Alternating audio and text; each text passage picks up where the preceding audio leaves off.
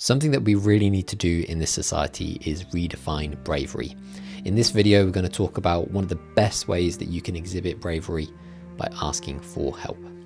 Let's get wild together. Today's wisdom is that asking for help isn't a weakness, it is wisdom in action. You don't have to carry everything alone. In fact, reaching out is often the bravest thing that you can do. So don't be afraid to ask for help, be brave. Today's illustration could ruffle a few feathers, but it's meant to represent that bravery can have multiple different forms. If I ask you to think of a gesture of bravery, you'll likely think of the big grand gestures like troops going to fight in wars on the front line. And even though those things are undeniably brave, I think it's important that we recognise that asking for help can be seen as bravery too. A great example of this, and in fact the inspiration for this newsletter, comes from a quote, a saying from the book that Charlie Mackesy wrote called The Boy, the Mole, the Fox and the Horse. There's a particular interaction that I absolutely love, which goes something to the effect of, "What is the bravest thing that you've ever said?" asked the boy. "Help," said the horse. Now this interaction between an innocent boy and a horse really sums up a lot of what this book is about, but also something that so many of us overlook. There's a quiet strength in vulnerability. When we ask for help, we honour our limits, invite connection, and keep moving forward, even when it is hard.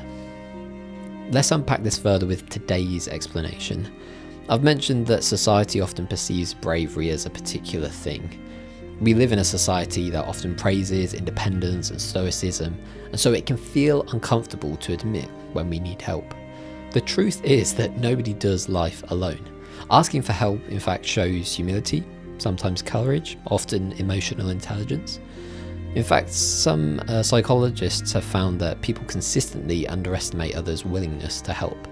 Most people want to be helpful. It actually strengthens bonds and deepens trusts. And so if you want to get more comfortable with being brave and asking for help, here are 4 tips to help you.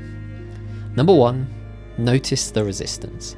When you hesitate to ask for help, stop and ask yourself, what am I afraid of? It is often a fear of appearing weak, but true weakness is pretending that you're fine when actually you're not. Number 2, start small. You don't have to dive into the deep end. Consider asking someone something minor to start building that muscle. A quick favour, a sounding board, maybe a listening ear. Work your way up from there. Number 3, be clear and specific. This one shouldn't be overlooked. When we ask for help, this is often the thing that maybe causes us the little hiccup. People want to help, but they need to know how. There's nothing wrong with being direct with what you need. And number 4, say yes when others offer. Sometimes accepting help graciously is just as brave as requesting it.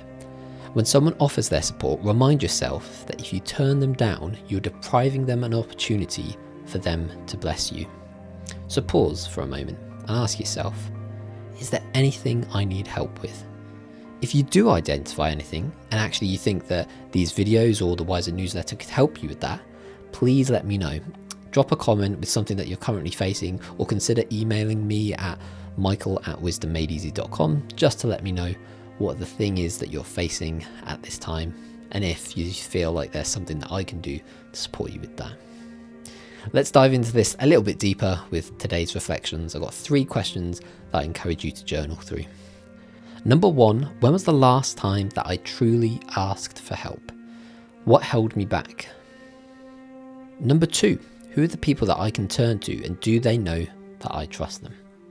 And number 3, how might asking for support make me stronger rather than weaker? Consider journeying through these questions on your own, and if you need support with journaling, check out journalwiser.com. It's my self-paced journaling course to help you with all aspects of journaling. You can find it with the link in the description. Now before I sign off, I've got to recommend today's resource, which is Charlie Mackesy's work, in particular the book The Boy, the Mole, the Fox and the Horse. In fact, my now wife and I met Charlie Mackesy back in 2019 on his book tour, and since then his modern classic has been adapted into a BAFTA award-winning masterpiece, an animated short that you can find online. So if you like Wisdom Made Easy and the visuals that I produce, then you'll love Charlie Mackesy's work. Consider checking out his book, his animated adaptation, or even some of the prints. We can recommend those as well, having had one on our bedroom wall for quite a while. Thank you so much for checking out today's video version of Wiser. If you'd like to receive these insights straight into your inbox each and every week, check out wisernewsletter.com or with the link in the description. And again, I'll see you in the next video.